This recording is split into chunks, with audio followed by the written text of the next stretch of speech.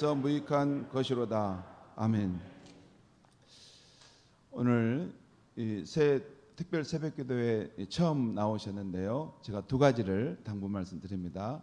하나는 첫 시간을 이렇게 하나님 앞에 드리고 이제 참여했으니까 이번 한 주간 동안 꼭 기대하는 마음으로 참여하시면 좋겠습니다. 저도 제가 준비할 수 있는 최선을 다해서 이 새벽마다 말씀을 쏟아내겠습니다.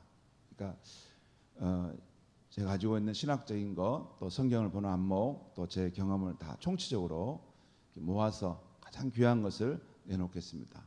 그런 설레이는 마음으로 참여하시고요. 두 번째는 전도서 말씀을 일주일 동안 여러 번 읽으시면 좋겠습니다. 여러 번 읽고 또 깊이 생각도 해보시고, 또 그 다음에 전도서 말씀을 읽는 중에 이건 도저히 난해해서 이해가 안 된다, 그런 것은 메모하셨다가 아침에 새벽 예배 나올 때 안내위원들에게 주십시오. 그럼 안내위원들이 우리 교육자들에게 주셔서 저에게 주십시오. 그러면 이건 개인적으로만 알리면 되겠다 하는 건 제가 그냥 전화로 확인해서 알려드리고, 이건 전체적으로도 한번 알았으면 좋겠다 하는 것은 또 그 질문에 대해서 우리 성도님들 앞에서 중요한 질문이니까 제가 또 말씀드립니다 하고 그걸 전하고 가겠습니다. 됐지요? 예, 그렇게 하겠습니다. 오늘 아침 말씀 제목은 헛되지 않는 삶입니다. 원래 제목을 인생 헛됨을 극복하는 길, 인생 헛됨을 극복하는 길이라고 제목을 정하고 싶었는데, 우리가 쓸 수 있는 난이 작아서 그냥 헛되지 않는 삶, 이렇게 제목을 정했습니다.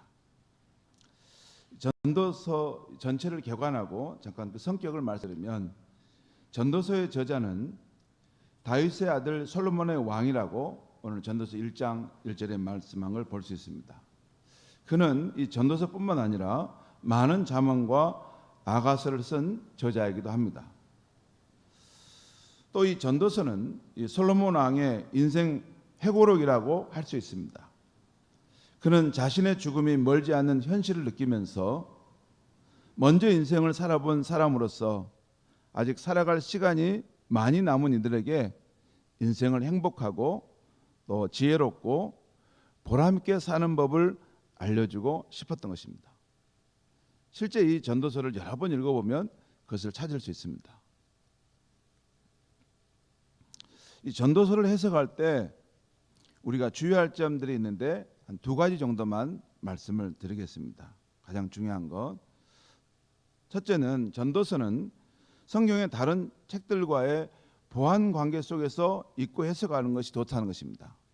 성경 전체가 66권의 책으로 되어 있지 않습니까? 전도서는 그 중에 한 권이죠. 그러니까 전도서를 해석할 때 성경 나머지 65권의 책들과 보완 관계 속에서 읽고 해석하는 것이 중요하다는 것입니다. 왜냐하면 전도서는 하나님 없이 살아온 그 인생의 한계를 말하는 부분이 많이 있기 때문입니다. 그런 부분들은 예수 그리스도 안에서 하나님과 함께 사는 삶, 동행하는 삶을 말하는 신약 성경의 그런 말씀들을 가져다가 함께 보완해 주면 우리의 신앙이 조화와 균형을 이룰 수 있다는 것입니다. 두 번째, 전도서를 읽는 중에 허무주의에 빠져서는 안 된다는 것입니다. 전도서는 인간의 삶의 진실을 너무 솔직하게 파헤친 글이기 때문에 전도서만큼 이 인간의 삶의 진실을 리얼하게 아주 있는 그대로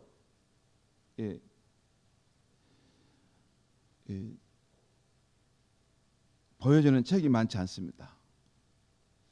그러다 보니까 전도서를 읽게 되면 불편함이 느껴지기도 합니다. 예를 들어 전도서 9장을 보면 지혜가 힘보다 낫다고 했다가 나중에는 지혜도 다 소용이 없다고 말합니다. 왜냐하면 지혜자도 자기에게 예고 없이 다가온 재앙을 피할 수 없다는 것입니다. 그래서 전도서를 탐독하다 보면 이러다가 허무주의에 빠지는 것이 아닌가 하는 생각이 듭니다. 제가 청년 시절에 그런 느낌을 받았기 때문입니다. 그러나 이 책은 인생의 허무함을 말하려는 것이 목적이 아닙니다. 그 과정은 인생의 덧없음과 부조리함에 대한 것도 분명히 말하지만 이 전도서가 지향하는 그 목표점은 어떻게 하면 인생을 잘 살 수 있느냐 하는 것입니다. 그리고 그 방법은 인간에게 주어진 삶의 조건을 직시하고 그 안에서 행복한 인생, 지혜로운 인생, 보람찬 인생을 살아가자는 것입니다. 전도서는 참 정직한 책입니다. 인간에게 주어진 삶의 조건을 직면합니다. 여러분, 사람들이 그렇게 안 한다는 거 아시죠? 좋은 말만 들으려고 하고 인생은 장밋빛 인생이라고만 자꾸 생각하려고 하고 그러잖아요. 그건 이상이죠. 실제 현실은 어두울 때가 있고 아플 때가 있고 인간은 죄악으로 인해서 고통받을 때가 있지 않습니까? 그것까지 정확하게 다 보여주려고 하는 것이 전도서입니다. 그러지만 그 폐허 속에서 다시 건설한데 하는데 그래도 보람찬 인생, 아름다운 인생, 행복한 삶이 있다는 것을 바로 이것입니다라는 것을 말해주는 것이 전도서입니다. 그러면 오늘 말씀, 오늘 우리가 읽은 이 전도서 1장과 2장에 대한 말씀을 드리겠습니다. 먼저 전도서 1장에서는 모든 것이 그냥 들으시면 되겠습니다. 모든 것이 헛되고 헛되다는 것입니다. 뜨고 지는 태양, 이리저리 부는 바람, 끝없이 흘러가는 강물, 이런 자연도 계속 움직이고 순환하지만 피곤할 뿐 새 것이 없다는 것입니다. 또한 사람이 해 아래서 수고하는 것들이 다 피곤한 것일 뿐 새 것이 없다는 것입니다. 그래서 전도서 2장에서는 솔로몬이 직접 이 헛된 삶을 극복하기 위해서 이 세상에서 해볼 수 있는 일을 다 시도해 본다는 것입니다. 그런데 이런 시도도 그 끝에 가보면 만족이 안 되고 모두 헛되다는 것입니다. 전도서 2장에서 솔로몬이 추구했던 그 일들을 보면 웃음과 재미를 추구해 본 것입니다. 거기 웃음을 추구했다는 거 나오는데 그게 다른 의미로 펀, 재미입니다. 재미. 인생을 살 때 재미가 있어야 된다 해서 우리 청소년들은 보통 게임하지 않습니까? 인터넷 게임을 해요. 게임에 빠져가지고 그냥 날을 새지 않습니까? 장년들도 그렇죠. 우리 성인들도 게임을 해야지 살지 않습니까? 인생에 재미가 있어야지. 재미가 없이 어떻게 사나? 재미를 추구해보는 그런 삶이 있었고 또 사업, 비즈니스에 몰두해본 삶이 있었고 또 많은 부를 축적하는 삶도 있었고 성적 쾌락을 누리고 화려한 파티, 노래와 술에 취해보는 이런 것들을 한번 통해 즐거움을 찾아봤다는 것입니다. 인생이 헛되지 않고 인생이 가치 있다는 것을 찾아보고 싶었다는 것입니다. 그런데 이 세상에 있는 것으로 무엇을 해봐도 만족이 안 되고 다 허전할 뿐이었다는 것이에요. 솔로몬은 오늘 전도서 2장 11절에서 자신의 그런 시도의 결론에 대해서 이렇게 말씀하고 있어요. 전도서 2장 11절 말씀을 제가 읽겠습니다. 전도서 2장 11절. 그 후에 내가 생각해 본즉 내 손으로 한 모든 일과 내가 수고한 모든 것이 다 헛되어 바람을 잡는 것이며 해 아래서 무익한 것이로다. 내 삶에 아무 유익이 없었다는 것이에요. 헛되다는 말을 우리말성에는 허무하다는 것이에요. 그때는 뭔가 이렇게 신기루처럼 이렇게 뭐가 막 거품이 일어나고 좋았는데 가만히 생각해 보니까 별것도 아닌 것 가지고 내가 그렇게 달려갔구나 하는 것을 깨달았다는 것이죠.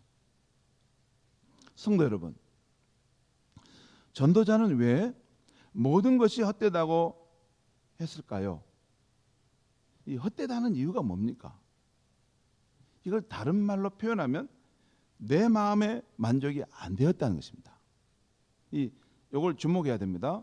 이 헛되고 헛되니, 이 말의 의미는 다른 말로는 내게 이런 것들이 만족이 안 되고 답답한 일이라는 것이에요. 그러면 다시 한번 생각해 봅시다. 전도사는 왜 세상의 것으로 아무리 채워도 만족이 안 되는 것일까요? 그러니까 이 세상 안에서 우리만의 방법으로 우리식으로 만족하고 싶은데 그게 안 된다는 것입니다. 우리식이 뭔지 압니까? 우리 인간의 방식으로 우리끼리 만족하고 싶은데 우리끼리 만들어낸 가지고는 이게 한계가 있다는 것입니다. 오히려 그런 시도들이 결국에는 허무하다는 것을 드러내고 만다는 것입니다. 성도 여러분, 왜 세상에 있는 것으로 우리는 만족이 안 될까요? 여러분, 하나님 없이 만족을 추구하려는 이들이 놓치는 중요한 진리가 있습니다. 하나님은 우리 삶의 상수이지만 그 외에 다른 모든 것들은 변수라는 것입니다. 하나님만이 절대 상수이고 다른 모든 것은 변수라는 것입니다. 다른 것은 아무리 많아도 변수일 뿐입니다. 그러기에 그런 것들은 인간에게 일정 부분 만족을 줄 수는 있지만 더 이상은 줄 수 없다는 것입니다. 여러분, 수학과 물리에서 보면 함수관계라는 것이 나와요. 함수관계.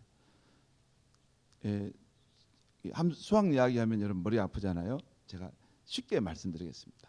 근데 이게 중요한 진리를 말해주기 때문에, 함수관계라는 것은 이게 A라는 것이 있고 B, C, D, E, F가 있다면 요 A와 B부터 F까지 요소들 서로 이렇게 연관을 간다는 것이에요. 그런데 이 B, C, D 이쪽에서 어떤 영향을 일으키면 그 영향이 이 A가 받는다는 것이에요. 예를 들어서 우리 자녀가 취업한다, 또 내 남편이 승진한다, 또 내가 뭐 아파트를 했는데 분양이 당첨됐다. 이게 변수인데, 그런 일이 있으면 이 A라는 이게 나라고 보면 나가 어떻게 돼요? 기쁘잖아요. 내 취업에 실패했다, 시험에 떨어졌다. 그리고 내가 갑자기 사고 나서 몸이 다쳤다. 그러면 이 A라는 이 사람은 어떻게 돼요? 이게 영향을 받아서 또 이게 마음이 낙심되고 힘들지 않습니까? 이 A라는 이 사람과 그 사람에 관계된 주변의 삶의 환경, B부터 이게 C, D, 그 더 많을 수 있습니다. 이 A라는 사람과 그 주변에 있는 여러 가지 삶의 요소들이 이게 서로가 함수 관계에 있다는 것이에요. 그런데 그 함수 관계에 되는 이런 요소들, 건강 또는 취업, 승진, 또는 내 자녀가 잘 되고 또 아름답고 또 사회적인 지위가 꽤 괜찮고 사람들의 평판이 있는 그런 요소들은 우리 삶에 영향을 주고 기쁨을 주기도 하지만 그것은 일정 부분 한도 내에서 있지 더 이상은 가지 않는다는 것이에요.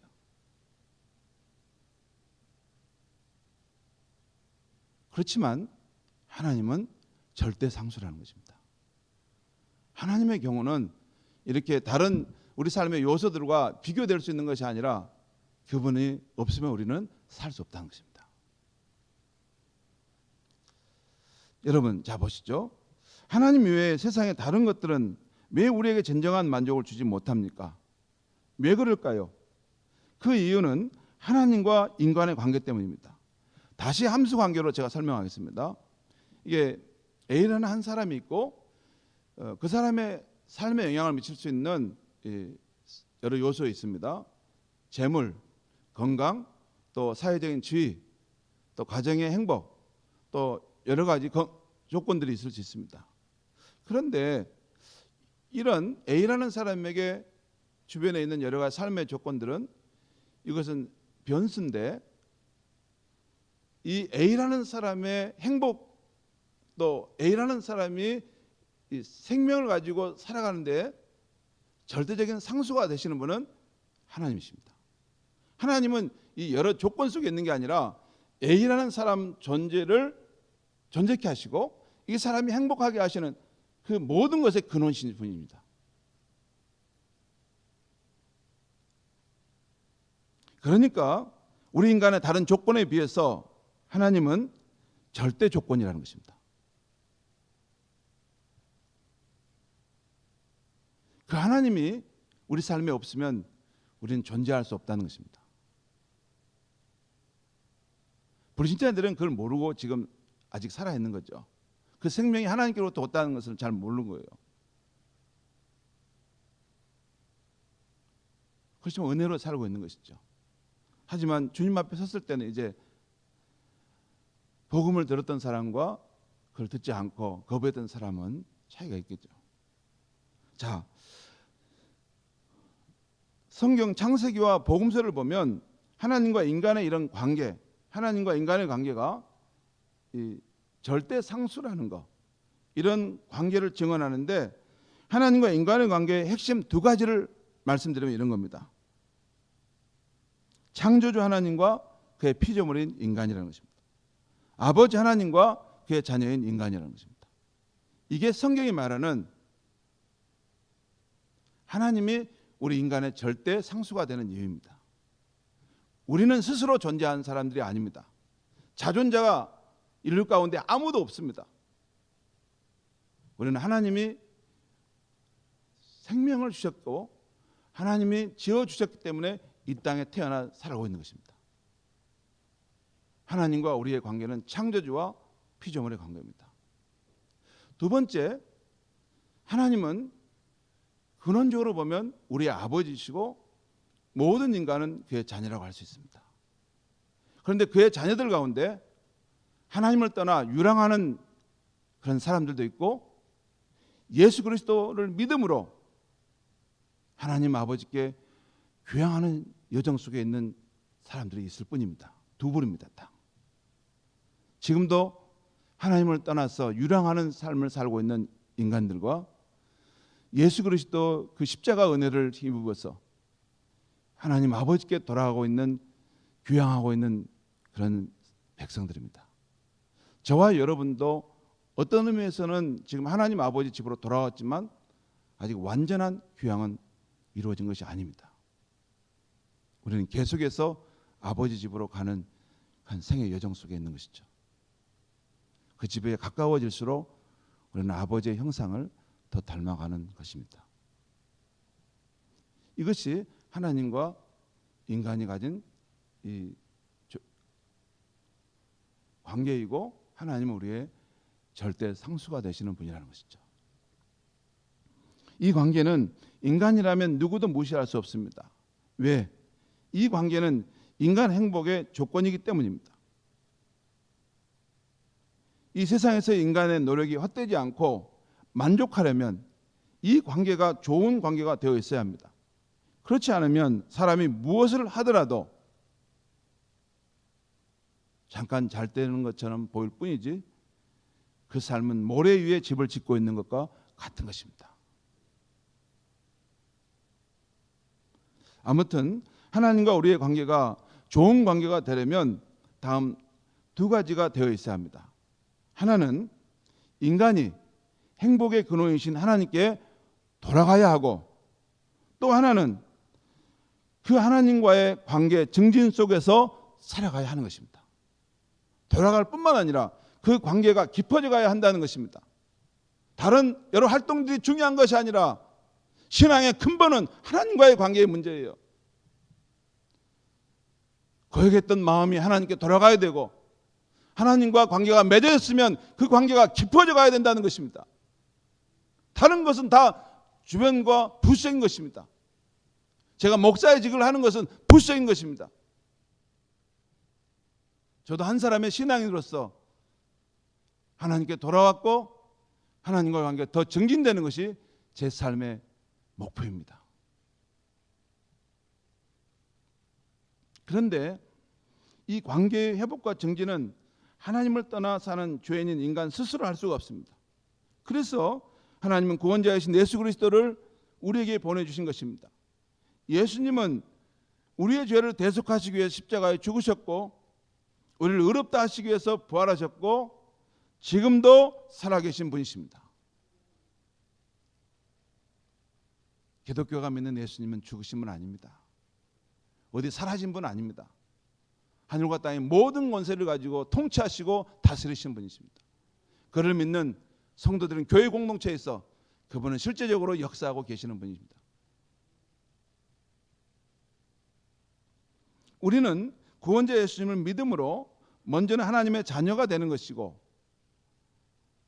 다음에는 우리가 하나님의 피조물임을 인정하고 그 자리로 돌아가게 되는 것입니다. 두 가지예요. 그리고 순서도 이런 방식입니다. 구원자 예수님을 믿음으로 먼저 하나님의 자녀가 되는 것이고 그 다음에 이제 깨달음을 얻어서 아하, 하나님은 우리 창조자시구나. 그 깨달음을 얻어서 하나님의 피조물임을 인정하고 그 자리로 돌아간다는 것입니다. 스스로 내가 피조물이다 이런 걸 깨닫는 건 불가능합니다. 고린도후서 5장 17절 말씀에 누구든지 그리스도 안에 있으면 새로운 피조물이라 이전 것은 지나갔으니 보라 새 것이 되었도다. 누구든지 그리스도 안에 있으면 새로운 피조물이라는 거예요. 새로운 피조물, 새로운 존재. 그렇습니다. 누구든지 그리스도를 믿으면 거듭나게 되고 하나님과의 관계가 회복되는 것입니다. 거듭나서 새로운 생명이 그의 안에 시작되고 있는 것이에요. 여러분 진짜 생명이 있습니다. 여러분 예수를 믿고 예수를 나의 구원자를 믿고 거듭난 사람은 우리가 세례를 주고 그가 삶이 이렇게 변화되는 걸 보면 이게 보입니다. 저 사람은 거듭났구나. 저 사람 안에는 예수 생명이 시작되고 있구나. 그게 보입니다. 그렇지 않은 사람은 어쨌든 세례를 받아도 쑥맥이고 어쩔 때 보면 나중에 교회 안 나오고 없어버립니다. 우리는 그 신앙이 있다고 최대한 확인하고 준비시켜서 하지만 나중에 신앙이 있는지 없는지를 사라져버려요. 그런데 정말 예수를 나의 구원자를 믿고 그 안에 생명이 시작된 사람은 환난과 어려움이 와도 떠나지 않습니다. 떠날 수가 없습니다. 왜? 그 생명이 그 안에서 약동하고 있기 때문입니다.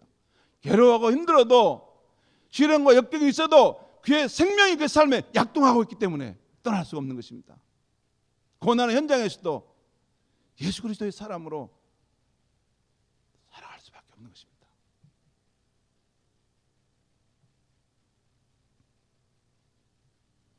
이렇게 예수 그리스도를 믿음으로 거듭나서 새 생명을 얻고 하나님의 자녀가 되게 되면 그때부터 세상이 새롭게 보이고 세상이 달라 보입니다. 더 이상 따분하고 허무한 세상이 아니라 이게 세상이 경이로운 세상으로 갑자기 확 열립니다. 예를 들어 시편 8편을 지은 다윗의 마음이 됩니다. 들어보시면 바랍니다. 시편 8편에 여호와여 우리 주여 주의 이름이 온 땅에 어찌 그리 아름다운지요 주의 영광이 하늘을 덮었나이다. 주의 손가락으로 만드신 주의 하늘과 주께서 베풀어 주신 별들과 달들을 내가 보오니 사람이 무엇이기에 주께서 그를 생각하시며 인자가 무엇이기에 주께서 그를 돌보시나이까. 이 하늘과 땅에 그 많은 그런 어떤 천체들을 보면서 그 아름다움과 휘황찬란한 모습을 보고 하나님의 영광을 찬양하고 또 그 가운데 미친 하늘의 인간을 그렇게 귀히 여기시고 사랑하신 것에 대해서 감격하게 된다는 것입니다. 뿐만 아니라 공중의 새들과 들에 핀 백합화를 경의와 기쁨의 눈으로 바라보셨던 예수님의 마음을 갖게 됩니다. 마태복음 6장에 보면 공중의 새를 보라 심지도 않고 거두지도 않고 상고에 모아 들이지도 아니하되 너희 하늘 아버지께서 기르지 아니하냐. 또 들의 백합화가 어떻게 자라는가 생각하여 보라. 솔로몬은 모든 영광으로도 입은 것이 이 꽃 하나만 갖지 못하느니라. 성도 여러분, 동일한 해와 동일한 바람, 동일한 자연을 보는데도 그 모든 것이 피곤하고 따분하고 더덥게 보이느냐, 아니면 경이롭고 신선하게 보이느냐의 그 차이가 왜 그럽니까? 만물을 경이롭고 심전하게 보는 비결은 만물 자체에 있는 것이 아닙니다. 그것을 바라보는 그 사람이 성령 안에서 거듭나야 하는 것입니다. 그 사람이 그리스도를 믿음으로 새로운 존재, 새로운 피조물이 되어야 되는 것입니다. 그게 기독교입니다. 제가 여러분에게 전하는 것이 어느라고 부족할지 몰라도 그게 기독교의 생명력입니다. 예수 그리스도 안에서 거듭난 생명, 그 영혼이 살아나서 실제 약동하는 생명을 갖는 것, 그게 기독교라는 것이에요. 그 생명을 가진 사람은 자기 삶에 어떠한 고난과 환난과 어려움이 있어도 떠날 수가 없는 것입니다.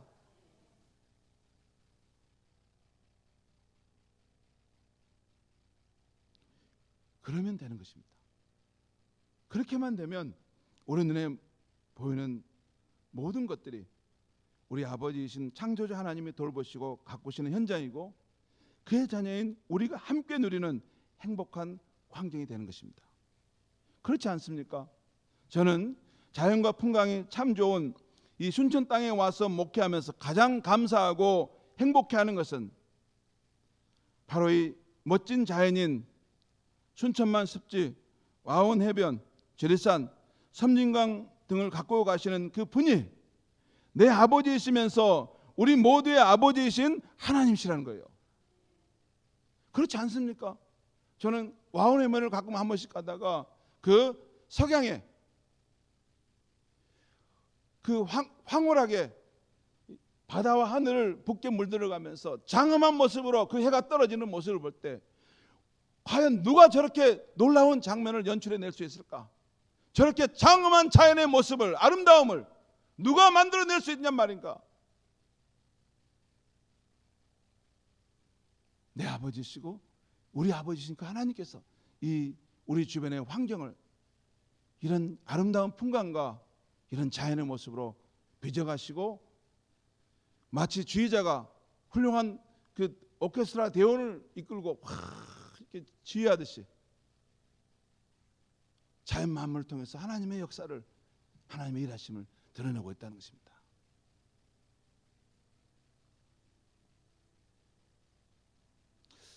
우리 가운데는 저보다 생을 더 사신 분들이 많이 계십니다. 그러나 부족하지만 저도 지금까지 진리를 추구하며 살아오면서 깨달은 것이 있습니다. 그 중에 하나가 이 세상에 있는 것은 그 어느 것도 우리에게 절대 만족을 주지 못한다는 것입니다. 자녀도, 재물도, 젊음도, 아름다움도, 사회적인 지위도, 사람들의 칭찬과 명성도, 배움도. 저는 책을 읽는 것이 참 좋습니다. 저는 책 읽는 것이 너무 좋습니다. 그런데 그것도 다 그만 할 뿐인 것입니다. 소소 그냥 그 정도일 뿐입니다. 우리 인생의 절대 상수이신 하나님에 비하면 소소한 것들인 것입니다. 하나님이 주시는 그 기쁨, 그 만족. 여러분, 우리가 예수를 믿으면, 하나님 믿게 되면 만족함이 있어요. 제가 여기 보니까 신앙생활에도 만족함이 있구나 하는 것이에요. 여러분, 우리가 세상에서 여러 요소들을 갖게 되면 우리가 만족함을 느끼잖아요. 좋다. 그런데요, 생명이신 하나님을 깊이 경험하고 나면 내 마음에 이렇게 뭔가 결핍되어 있던 것들이 이렇게 한순간에 꽉 채워지는, 그분으로 인해서 내 마음에 희열을 느끼는 만족감이 있어요. 여러분, 하나님을 믿을 때 형식적으로 그냥 의례적으로 않고 마치 물에 풍덩 내 자신을 던지듯이 하나님을 사모하고 찾으면 하나님이 채워주시는 그 내면의 만족감과 기쁨이 있는 것입니다.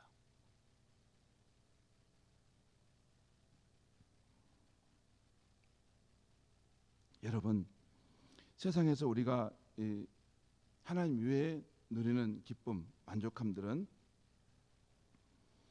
우리가 그 하나님이 그것도 주셨기 때문에 우리가 그것을 누리고 또 우리가 거기에 대해서 하나님께 감사하고 삽니다. 그것 절대 무가치하다는 것이 아니에요. 하나님에 비해서 그 가치가 좀 약다는 것이지, 하나님이 주신 것들은 다 아름답고 소중한 것이고 우리 잘 갖고 가야 될 것입니다. 그렇지만 꼭 기억해야 될 것은 하나님은 절대적인 것이고 그 외의 모든 것은 상대적이라는 것입니다. 하나님께서로부터 오는 것은 내 삶에 다른 것은 다 잃어버리더라도 절대 잃어서는 안 되는 것이라는 것이죠. 성도 여러분, 오늘 전도자가 또한 성경이 우리에게 가르쳐준 것은 바로 이것입니다. 하나님만이 우리 행복의 절대 상수이고 다른 것들은 작은 변수들이라는 것입니다. 이 차이를 구별하여 오직 예수 그리스도의 하나님 아버지를 더욱 사랑하고 더욱 의지하는 인생으로 살아가라는 것입니다. 오늘 전도자가 읽어준 이 진리를 모르고 준비 없이 사는 것과 또한 알고 준비하며 사는 것은 그 끝의 차이가 큽니다. 처음에는 그 차이가 작아요. 그렇지만 점점 세월이 흐를수록 그리고 인생의 종말점에 가게 되면 전혀 다른 모습으로 인생이 형성되게 됩니다.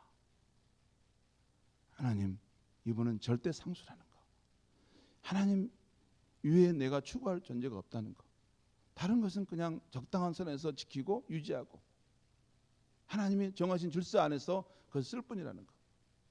하지만 하나님만은 내 생명을 다해서 사랑하고 추구하고 그분을 함께 살고자 열정을 바치는 것은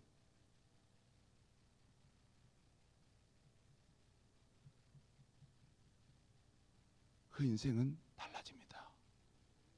지금은 다 도토리 키재기같이 별거 아니에요. 아니요, 달라집니다. 달라집니다. 왜? 하나님은 살아계시고 지금도 그를 믿는 자들을 통해서 역사하고 계시기 때문에. 사랑하는 성도 여러분, 우리 생명의 창조자이시며 영의 아버지이신 하나님을 떠나서는 그 하나님의 살뜰한 축복이 없이는 우리가 무엇을 해도 행복할 수 없는 존재라는 것을 꼭 기억해야 합니다. 그래서 우리는 하나님 앞에 나와서 늘 구하는 것입니다. 목 놓아 부르며 하나님을 구하는 것입니다. 형식적으로 구하지 않고 내가 살기 위해서, 내가 행복하기 위해서 진정으로 구하는 것입니다. 내 생명의 아버지, 어머니를 찾듯이 그렇게 간절하게 하나님을 찾고 만나는 것입니다. 그리고 또 만나는 것입니다. 우리 존재의 아버지 되신 그 하나님을 깊이 만날수록 우리의 인생은 더욱더 신선해지고 경이로운 삶으로 들어가기 때문에 그렇습니다. 기도하겠습니다.